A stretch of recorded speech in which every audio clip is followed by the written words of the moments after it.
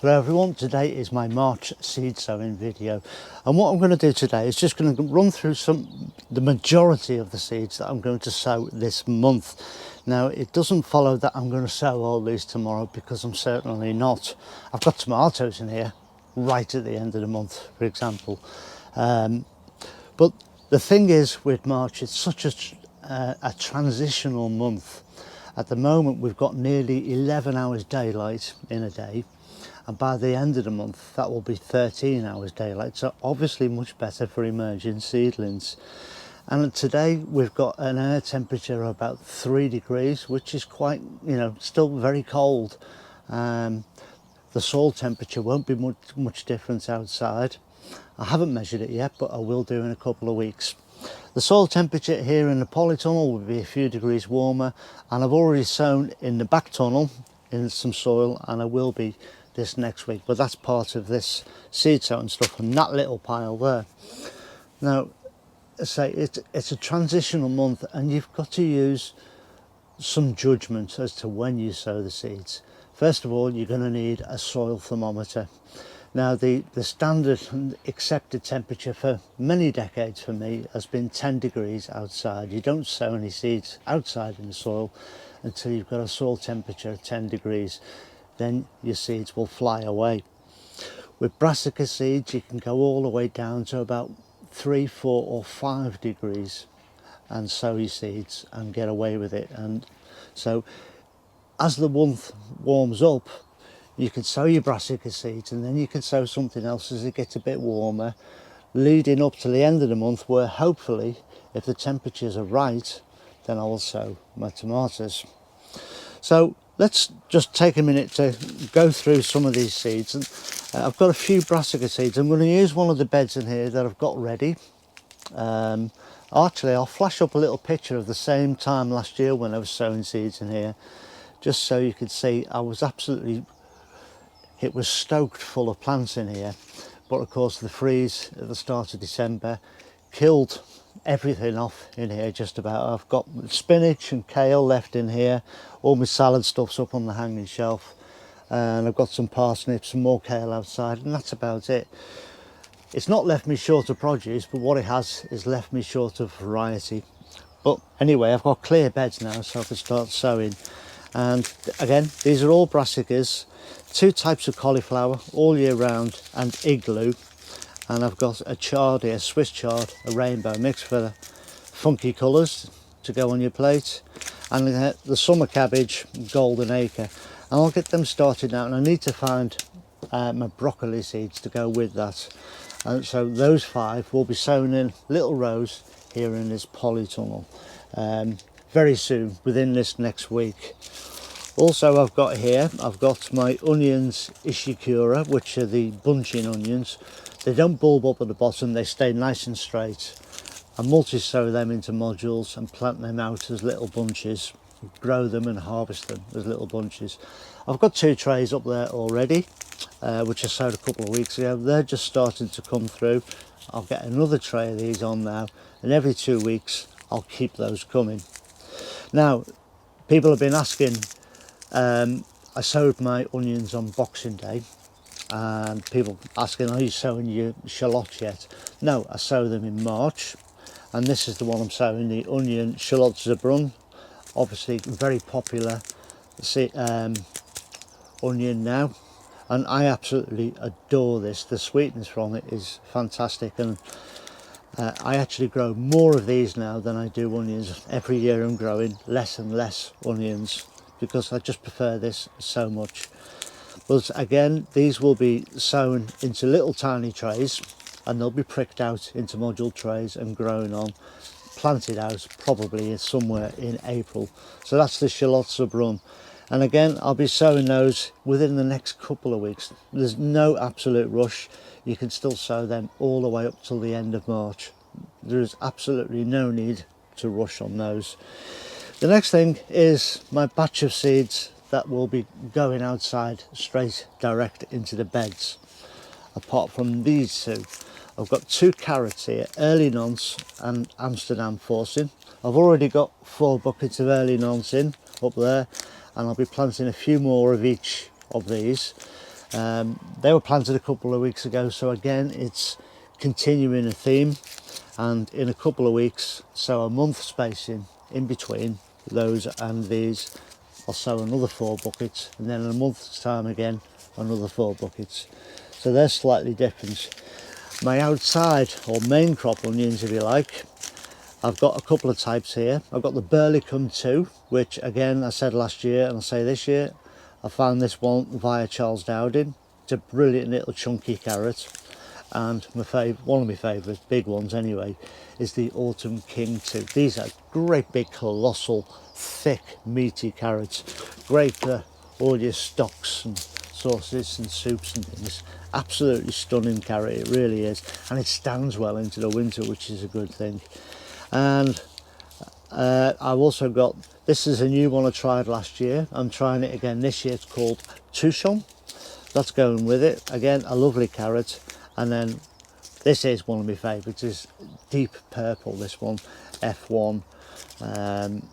That's just a fantastic carrot. I like to cook these Vichy style, so with very little water in the pan. The carrots aren't covered. It's just enough to boil them up with a knob of butter on the top. And once they are absolutely cooked, the only thing that's left is the butter that's surrounding the carrots. All the water will boil away, and you'll have nice tender carrots with all that purple flavour and sweetness in them, and they are stunning. But I say, I've got, for those, all my carrots outside, I need 10 degrees minimum in soil temperature before I'll even start doing it. It could be in a week's time, it won't be, but it could be, or it could be the end of the month. So I'm going to let the temperature of the soil dictate when I sow, not me dictate to the seeds when I sow. A couple of other roots to go outside, and with similar conditions as well. I've got turnip, a little, I think this is a purple top Milan or purple top globe. So little turnips, we'll get those going, and beetroot, we'll also get them going. I'm going to sow them in rows singularly. I know the trend these days is to multi-sow them. I've kind of gone off that a little bit. I might try a module sow later for pickling beetroots, but otherwise I will sow these direct in little rows. And then of course the thing that did very well for me this last season, parsnip gladiator, and that is, well, it's an absolutely stunning parsnip, that is. Right, moving on to lettuce. Now I've got 2 blooming boxes full of different lettuce seeds here.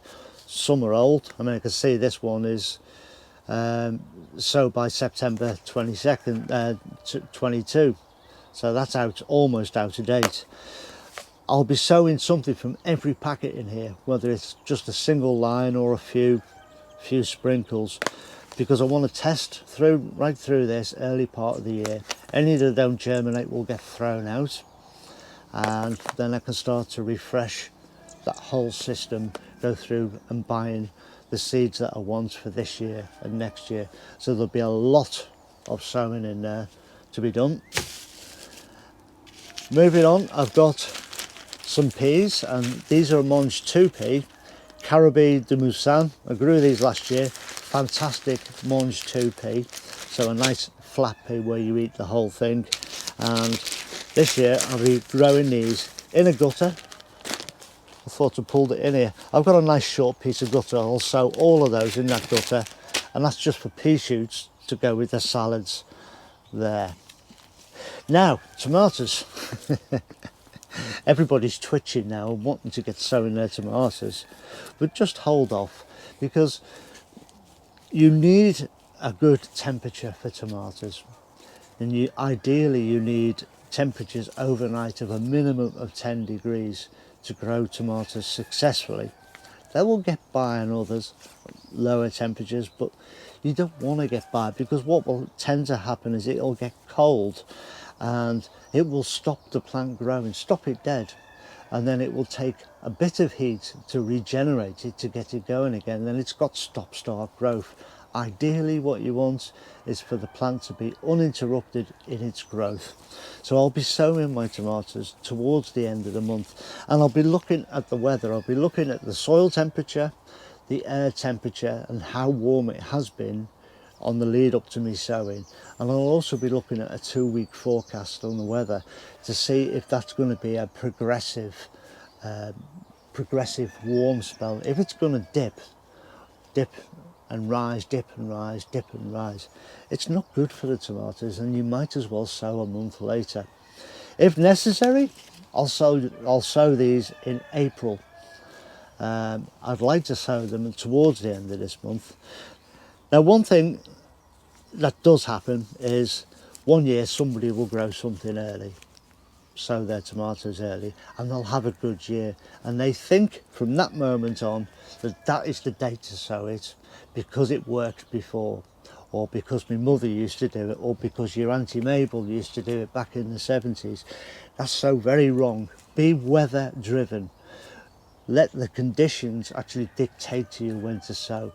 Don't let the seeds and your past experiences jump in and tell you when to sow these, because these are warm weather loving plants, and they're very tender annual.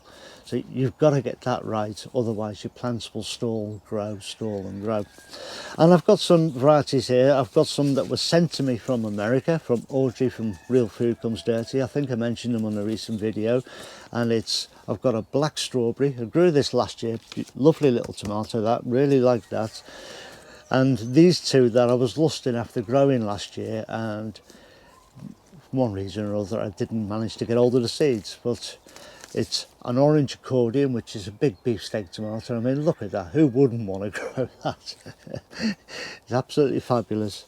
And this one, which is an atomic fusion, it's very similar to the Brad's atomic grape that a lot of people grew this last couple of years. So that's that one from Wild Boar Farms in America, atomic fusion. It's just slightly bigger than the Brad's atomic grape. And this one from Grown Local from Ian up in Edinburgh, and that's the tomato rose crush. Now, most people know my tomato grown for the last few years has been crimson crush, and I normally grow those very early. Then as the plants grow, I take the side shoots off, plant those and grow those on for a later crop, because they're an early fruiting variety. And that's the key to this side shooting method. It's got to be an early fruiting variety, or the method just isn't going to work. Just willy-nilly putting any side shoot in the ground isn't going to produce tomatoes. I'll have to look into these. These are a much bigger tomato, and hence why I wanted to grow them, these Rose Crush. I don't know if they're early fruiting. I don't know enough about them yet. But if they're not, I won't be growing the side shoots, and I'm not growing Crimson Crush this year. So that just about covers my seeds for this year. As I say, be weather driven this year. Watch the weather, look for the trends in the weather, monitor your soil temperature, and let the soil and the weather dictate to you when you sow seeds. I've got my little groups of seeds there. I'll be sowing all of these this month, apart from maybe the tomatoes, which I may hang back a few more weeks and into April. We'll see, but that's the plan. The brassicas, my lettuce, and the roots to go outside, and a few extras like the peas and the onions and stuff. There we go. I hope you enjoy that. See you all very soon. Look after yourselves. Stay safe. Ta-ra now.